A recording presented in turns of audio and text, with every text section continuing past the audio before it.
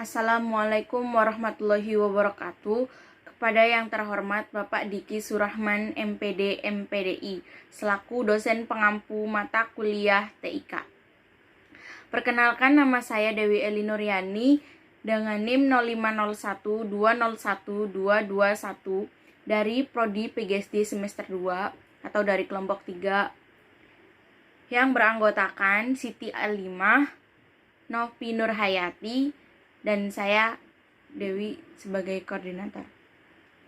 Di sini kelompok kami akan menjelaskan jenis-jenis sumber belajar. Secara garis besar terdapat dua jenis sumber belajar. Yang pertama, sumber belajar yang dirancang, dan yang kedua, sumber belajar yang dimanfaatkan. Sumber belajar yang dirancang, yakni sumber belajar yang secara khusus dirancang atau dikembangkan sebagai komponen sistem instruksional untuk memberikan fasilitas belajar yang terarah dan bersifat formal. Contohnya yaitu buku pelajaran, modul, program VCD pembelajaran, program audio pembelajaran, transparansi, CAI atau Computer Assisted Instruction, dan program instruction. Yang kedua, sumber belajar yang dimanfaatkan. Sumber belajar yang dimanfaatkan yaitu sumber belajar yang tidak didesain untuk keperluan pembelajaran dan keberadaannya dapat ditemukan, diterapkan, dan dimanfaatkan untuk keperluan pembelajaran. Contohnya, surat kabar, siaran TV, pasar, sawah, waduk, pabrik, museum, kebun binatang, pabrik, terminal, pejabat pemerintah, tenaga ahli, pemuka agama, dan lain-lain.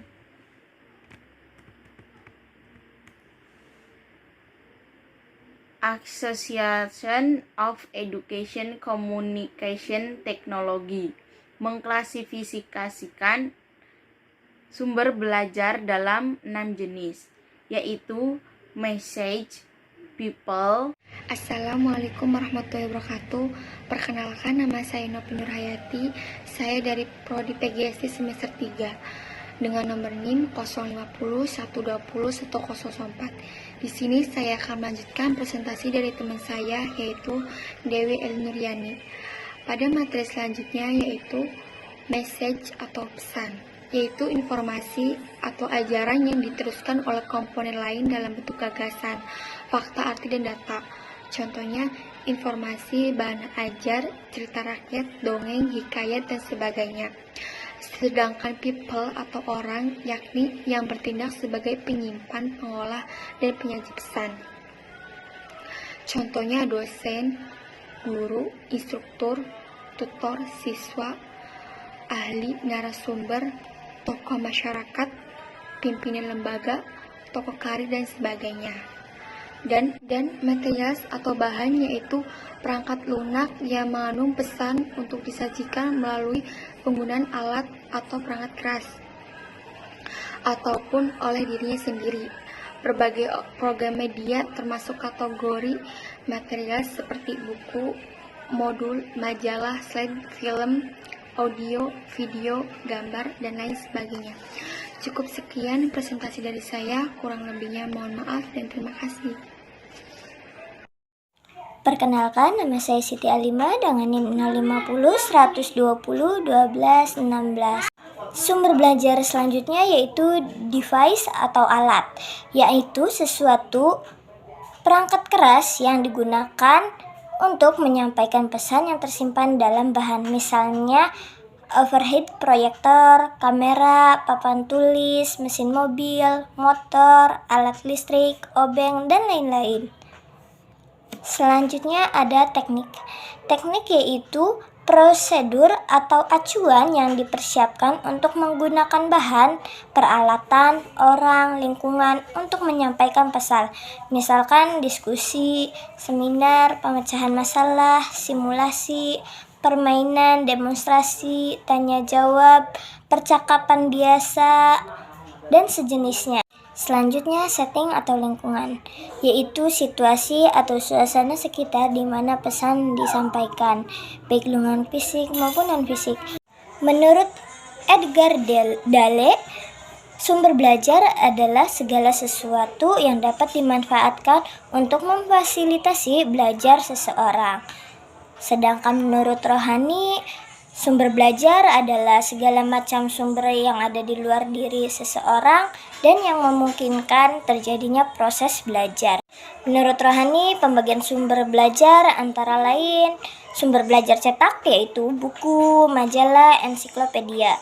Selanjutnya ada sumber belajar non-cetak seperti film, slide, video. Selanjutnya ada sumber belajar yang berupa fasilitas seperti auditorium, perpustakaan, ruang belajar, dan sebagainya.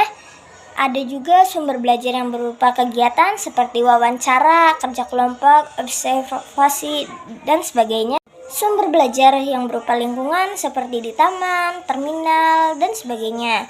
Manfaat sumber belajar menurut Rohani meliputi memberikan pengalaman belajar secara langsung dan konkret kepada peserta didik, dapat menyajikan sesuatu yang tidak mungkin diadakan, dikunjungi atau dilihat secara langsung dan konkret, dapat menambah dan memperluas cakrawala sajian yang ada di dalam kelas, dapat memberi informasi yang akurat dan terbaru, dapat membantu memecahkan masalah pendidikan, baik lingkungan mikro maupun makro. Sekian pemaparan yang dapat kelompok kami sampaikan, kurang lebihnya mohon maaf. Wabillahi taufiq wal hidayah. Wassalamualaikum warahmatullahi wabarakatuh.